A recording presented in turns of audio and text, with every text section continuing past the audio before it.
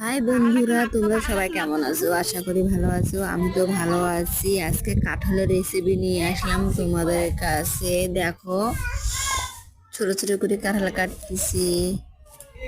এই দেখো, তারপরে মরিচ লাল লাল করে বাটতেছি। মরিচ, আদা, রসুন, যত রকমের মশলা, গরম মশলা বেটে নিছি।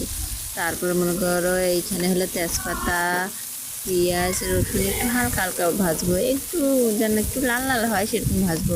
ভাজে টাজে তারপর মনে করো লাল লাল হয়ে গেলে মশলা দিয়ে দেবো। মশলা দিয়ে সুন্দর করে ভাজতে হবে, লাল লাল দেখতে যেন সুন্দর লাগে, যেন আঠা আঠা হয়ে আসে মশলাটা, সেইভাবে ভাজে নেব। যেমন যখন দেখবেন এরকম কালার, হলদি লবণ পরিমাণ মতো দিয়ে দেবেন, যেরকম আপনারা লবণ খান সেরকম দিবেন। হলদির কালার তো দিতেই হবে।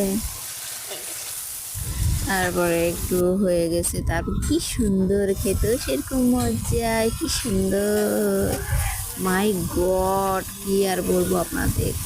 কাঁঠালের তরকারি দেখে সিদ্ধ করে নিয়েছিলাম, অবশ্য কাঁঠালের তরকারিটা ভাপে নিয়েছিলাম।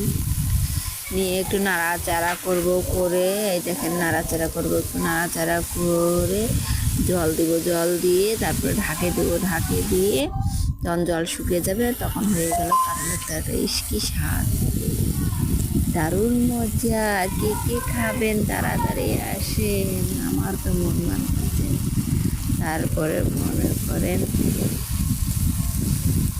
দেখছেন খেতে কেমন মজা। আজকে সবাই আমরা মজা করে খাবো, মনে হয় এটাই একটা পিকনিক, তাই না? আজকে সবাই বাড়ির মধ্যে আসে বসে, কখন হবে কখন খাবো।